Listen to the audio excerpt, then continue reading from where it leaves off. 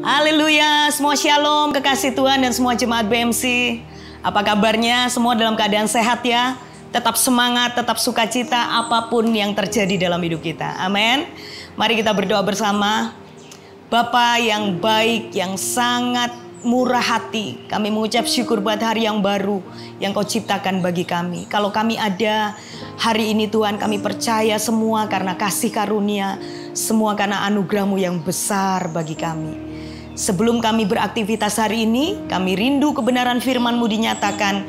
Kami rindu Engkau menuntun kami lewat firman-Mu Tuhan. Di dalam nama Tuhan Yesus, bukakan, singkapkan, dan buat kami mengerti isi hati-Mu bagi kami. Dalam nama Yesus, haleluya, amin. Puji Tuhan, sharing saat teduh kita hari ini adalah tentang pengampunan dosa. Saudara yang dikasih Tuhan, kasih karunia yang diberikan kepada kita. Kemarin kita sudah belajar bagaimana ada kasih karunia secara umum dan ada kasih karunia yang diberikan Tuhan secara khusus. Dan kita belajar special grace atau kasih karunia secara khusus yang diberikan Allah buat kita, ya. Yang kedua adalah tentang pengampunan, ya. Kasih karunia Allah berupa pengampunan.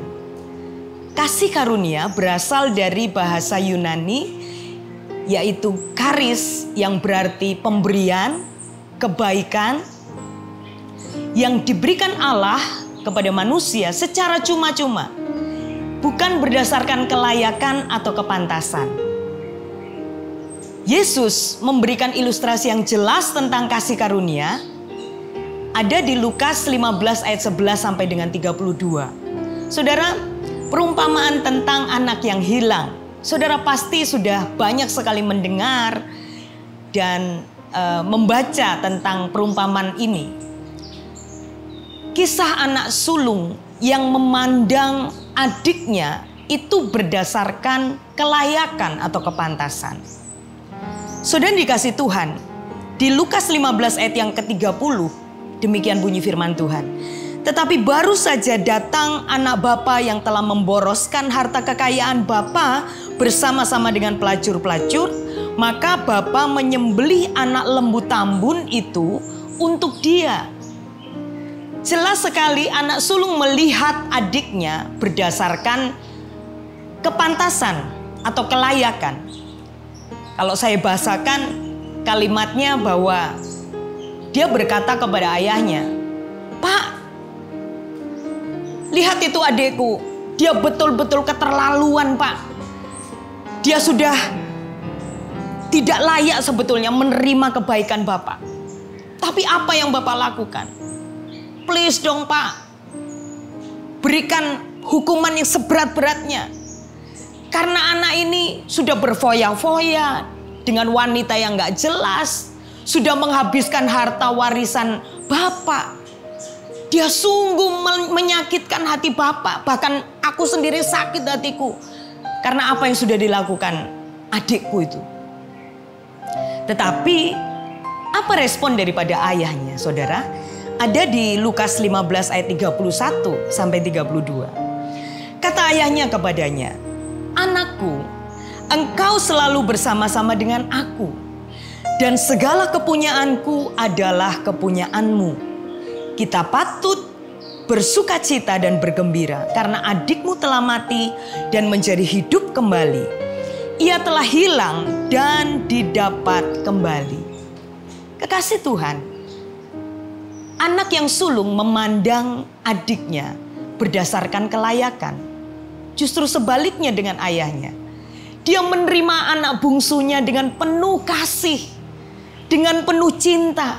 Dia nggak peduli apa yang diperbuat anak bungsunya. Padahal sungguh-sungguh nggak layak bagi seorang anak yang memperlakukan bapaknya, memperlakukan ayahnya dengan menyakitkan. Demikian juga dengan kakaknya, saudara. Sangat menyakitkan hati kakak dan ayahnya. Tetapi itulah yang namanya anugerah. Itulah yang namanya grace. Itulah yang namanya kasih karunia yang berupa pengampunan. Sudah mengerti maksud daripada perumpamaan Tuhan Yesus ini? Sungguh luar biasa. Efesus 1 ayat yang ke-7 demikian bunyi firman Tuhan.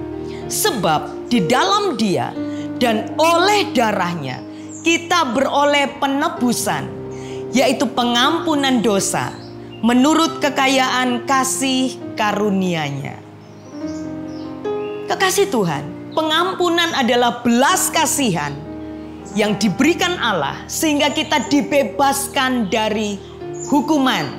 Saya ulangi, pengampunan adalah belas kasihan yang diberikan sehingga kita dibebaskan dari hukuman. Harusnya upah atau hukuman bagi orang yang berdosa, bagi manusia yang berdosa adalah maut. Karena pengampunannya kita tidak dihukum, saudara, tetapi kita menerima keselamatan. Nah, kalau kita yang sudah menerima kasih karunia yang berupa pengampunan dosa, maka tidak sepantasnya kalau kita tidak memberikan pengampunan itu buat orang lain, buat manusia yang lain. Saya bacakan ayat ini buat setiap saudara supaya pikiran saudara bisa terbuka. Matius 18 ayat 34 sampai 35. Maka marahlah tuannya itu dan menyerahkannya kepada algojo sampai ia melunaskan seluruh hutangnya. Maka Bapakku yang di surga akan berbuat demikian juga terhadap kamu apabila kamu masing-masing tidak mengampuni saudaranya dengan segenap hatimu. Saudara, Allah sendiri jelas mengatakan ketika kita tidak mau mengampuni saudara kita, maka Bapa yang di surga tidak akan mengampuni kesalahan kita. Mungkin di mulut kita bilang mengampuni, tetapi di dalam prakteknya kita masih membicarakan kelemahan orang lain. Kita masih menyimpan kesalahan orang lain.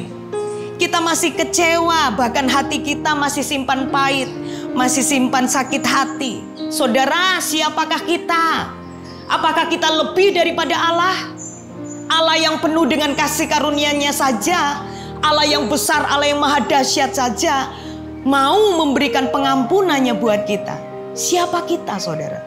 Harusnya kita mau memberikan kasih karunia, mau memberikan pengampunan buat setiap orang yang sudah menyakiti hati kita. Amin. Mari kita berdoa bersama. Bapa yang penuh kasih, kami sungguh bersyukur pagi hari ini kami boleh diingatkan bagaimana kasih karunia-Mu sungguh besar bagi kami, bahkan berupa pengampunan dosa. Kami yang seharusnya menerima penghukuman Tuhan, kami yang seharusnya mati binasa, tetapi oleh karena kasih karunia-Mu yang berupa pengampunan, kami tidak lagi dapat hukuman, tetapi kami dibebaskan dan menerima pengampunan yang daripada-Mu. Demikian juga kami yang mempunyai benih ilahi, kami harusnya mempunyai sifat kasih Allah, pengampunan Allah buat setiap orang yang menyakiti kami, buat setiap orang yang mengecewakan kami. Terima kasih buat hari ini, diberkatilah setiap kekasih Tuhan yang mendengar firman bahkan melakukan di dalam kehidupan kami. Kiranya berkat daripada Allah Bapa, Allah Putra dan Allah Roh Kudus, berkat yang sama yang dicurahkan si Abraham, Ishak sampai dengan Israel, mengalir dalam kehidupan kami mulai hari ini bahkan sampai selama-lamanya. Yang diberkati Tuhan, sama-sama katakan amin. Tuhan Yesus memberkati.